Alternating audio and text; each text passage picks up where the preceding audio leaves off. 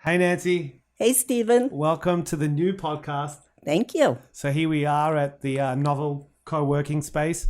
It's in downtown Cincinnati, and it's the new studio. What do you think? It's gorgeous. I mean, it is so professional. It's so gorgeous. I feel like I'm in New York City or Hollywood. I'm going to give them a plug with my little mug. There you go.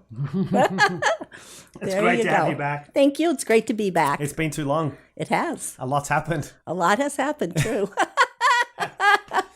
A lot has happened. That's a whole nother story. That's a whole nother. That's for another podcast. Yeah, I think we could turn that my life into a movie. Yes, I think we could. So today, though, we wanted to discuss the alchemy of joy and the alchemy of sorrow. Yes, we do. And I'm intrigued by what you even mean by that. All right. So, yeah, I'm ready. Please shoot, Nancy. What are you thinking? What I'm thinking is basically America is miserable. And what is the evidence of our misery? The evidence of our misery is the Oxycontin, Percocet, heroin epidemic. The artificial stimulated joy. Alcohol, shopping, even exercise, anything to run from the pain. Interesting. To run from the pain. Anything we can do, social media, anything we can do to distract ourselves from the pain.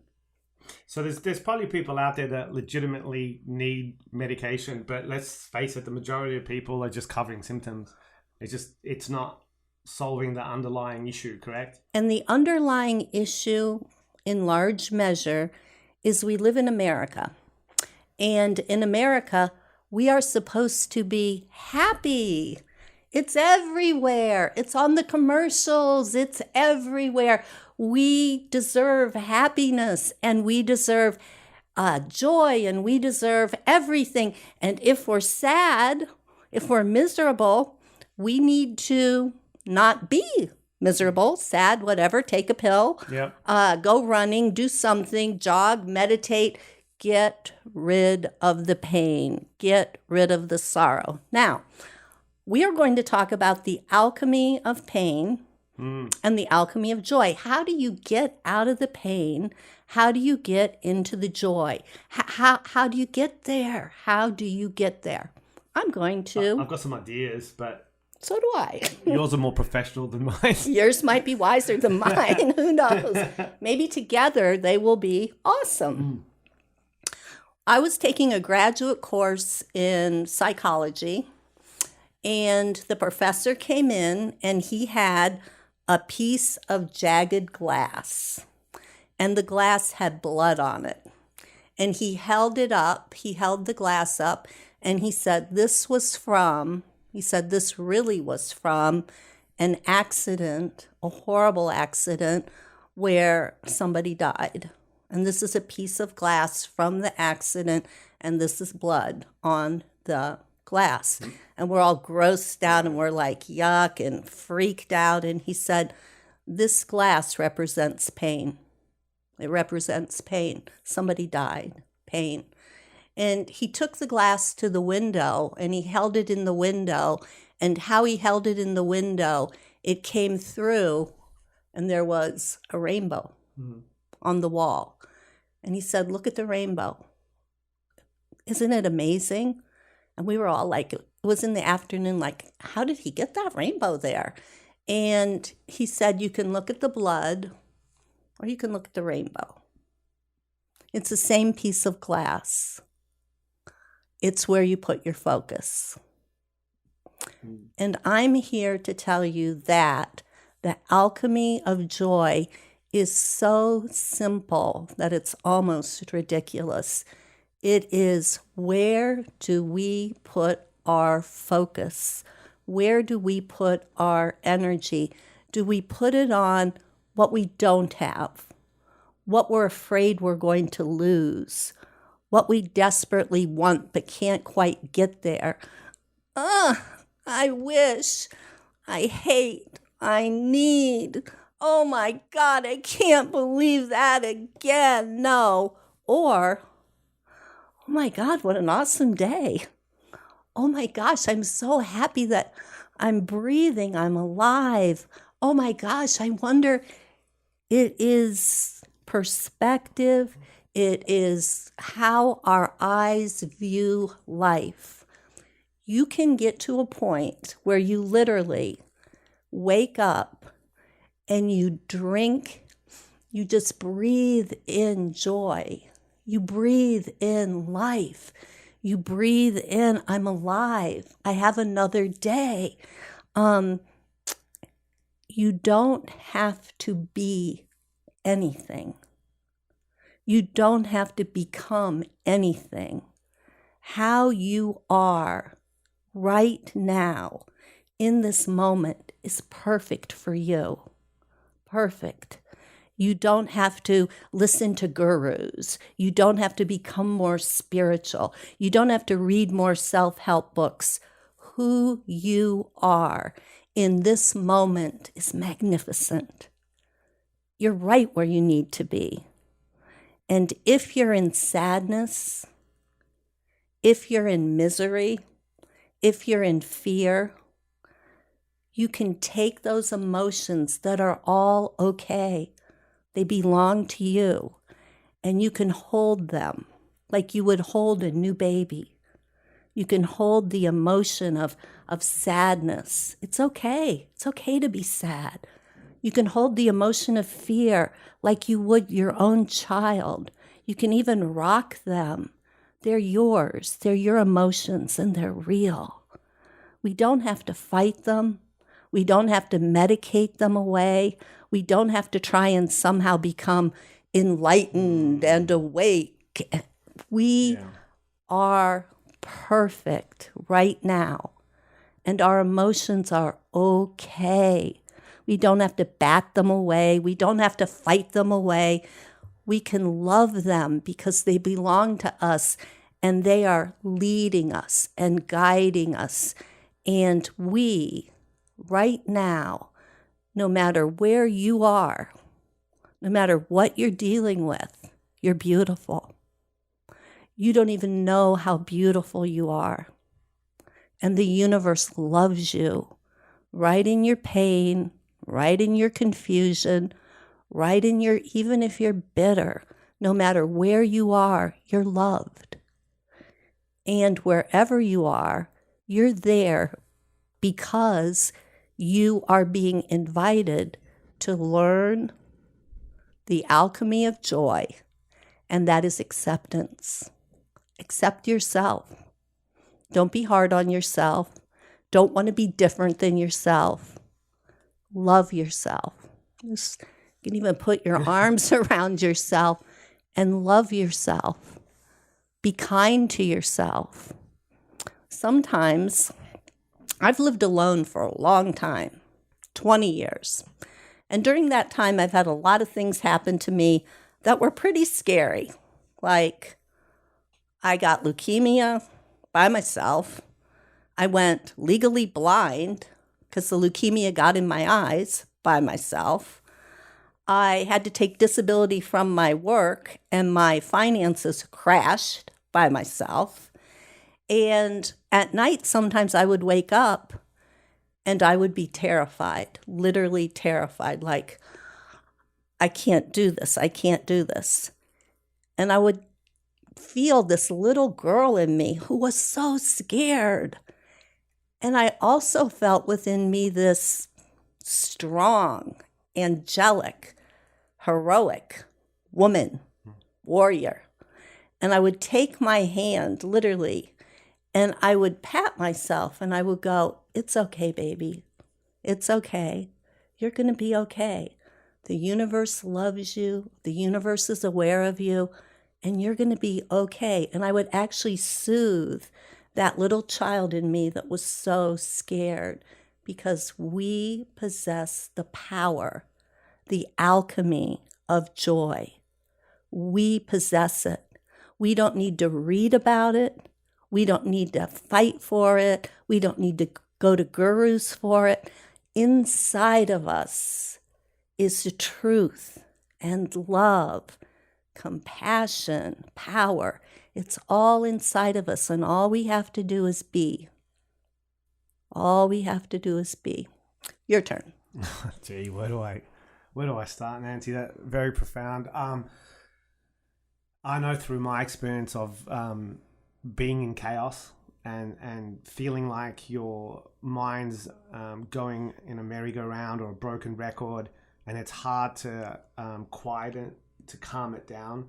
I remember speaking to during one of those times, and I think one of the best things I did was just accept it, was to just go, it's okay to feel the pain, it's okay to be depressed. And naturally, I think over time that subsides and the order comes back. But I did find that when I'd fight it, when I was upset at myself for even feeling that way, upset with myself that I couldn't calm my mind, it would get worse. Fighting it made it worse for sure for me. And I think there's a lot of truth to just learning to accept things and let them ride their natural course. And realizing it's okay to feel the way you feel at that time. I feel like you were talking straight to me, but I know it applies to many people around the world. Yeah, that's so true, Nancy. The second aspect of the alchemy of joy and pain, again, it's the first part is just accept all things. Accept wherever you're at, and accept yourself. Don't be hard on yourself. Just love yourself. That's the hardest thing to do. Love yourself. Love yourself. Because really, I think all of us, we're all trying as hard as we can, given who we are, given our background. Everybody's trying as hard as they can. You, my neighbor, the person that throws stones at me and doesn't like me, the person that cuts me off in driving, whatever. Everybody's trying as hard as they can for who they are, their background, and etc. And so in the alchemy of pain and joy, we accept ourselves. And the second half is thanksgiving, thankfulness, gratitude. Each new day that we wake up, we are not dead. We are above ground. We've been given one more day on the earth, one more day to love, one more day to love our neighbor, to love ourselves, one more day to forgive, one more day to grow, one more day to literally drink in the goodness of life. I mean, you wake up and you look at the sky. It's so blue. It's so beautiful. It makes your eyeballs happy. And a cup of coffee is the smell of it, the taste of it. Somebody calls you, a friend, a lover. You hear their voice on the telephone. You get in your car, which is like a chariot. So while you do that, Nancy, there's a bit of truth to like fake it till you make it almost, right? So one of the things that you said was just getting into the routine or pattern of positive confirmation and affirmation. And I find it hard to do, and I'm sure many people find it hard to do. What are some things that you would recommend? How do you get into the discipline of when you're in the middle of that pain or the middle of depression or whatever you're going through? How do you get into the right mindset to be able to find some kind of discipline to do that positive affirmation or confirmation? Can you make it go away? Yeah. Thank you. Go for it, Nancy. So recently, my daughter took me on the trip of a lifetime to Istanbul, Turkey. It was amazing. And while I was in Istanbul, Turkey, guess what happened? I got sick. Oh. And so I'm in Istanbul, Turkey, and I'm getting sicker and sicker and sicker. And I'm not sure if I should go to a hospital because of the language, et cetera, et cetera. So I end up in bed in Istanbul. And some people might go, oh my God, my trip is ruined. I'm in Istanbul and I can't go out. I can't do anything. I'm sick in bed. Oh my God, what a horror. Me, because I'm so attuned to being mindful of all the joy around me, I made friends with the maid who came in. I was at the Ritz-Carlton. I mean, First world how, problems. right? How bad can that be? And the maid would come in twice a day while I was in my bed, and we talked because she spoke broken English, but she spoke English, and we developed an awesome friendship, and I just loved her. And my room was so beautiful, and I thought to myself, if you're going to be sick, this is heaven, absolute heaven. Then I had room service. So here I am sick. I don't have to get up. I don't have to cook anything. Who's lucky enough to be laying in a gorgeous bed in Istanbul? I look out the window and there's a river, a hill, moss, and I think, I am the luckiest girl in the world to be sick in the Ritz-Carlton in Istanbul, Turkey. So it is a matter of choosing to look for the good. And I promise you, I swear to you, in any situation, if you look for the good and you look for the love, you will find it. It might be a little hard, but you'll always find it. And it's a matter of retraining your eyeballs to look around for what you can be thankful for, because just living in America, and I know this sounds simplistic and platitudinally, however, it is so true that when you think of other countries where they don't have enough to eat, they don't even have running water, they have to go in an outhouse that smells outside, they live so marginally, or countries that are fighting. In America, we have it all. And I almost think we have so much of it all that if we complain, our tongues should be cut out. A long time ago, where I learned this, and I know we're running out of time. No, we're not. We are. Okay. There's no time limit. I volunteered at a place. This was where I learned this lesson. Really, it really got in me. I was working at the Health Resource Center that was behind the Free Store, and it was started by a woman named Dr. Connie Regal.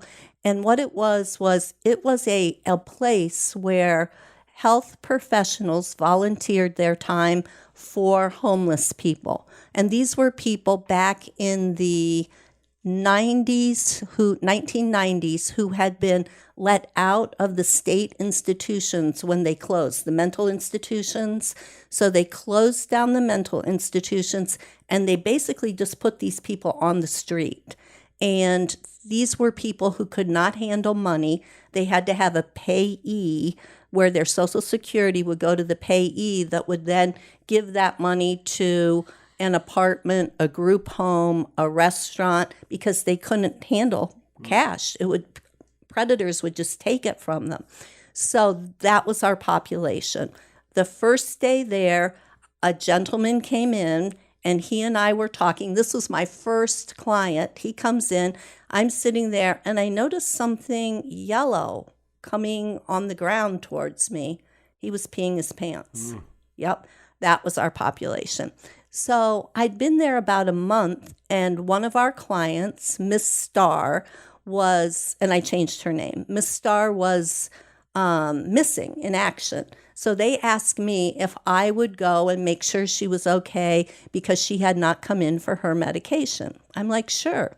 So I went to the West End to the scariest project building, and that's where she lived. And I was very trepidatiously walked in.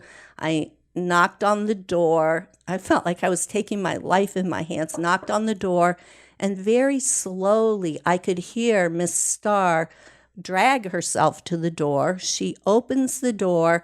I walk in. She's about my age, a little younger. She drags herself back to the sofa, and I sit down on the edge of a chair, and I look at her, and I look at where she lives. It's clean, but you could see subfloor where the linoleum was peeled off, and it was just where a very poor person would live.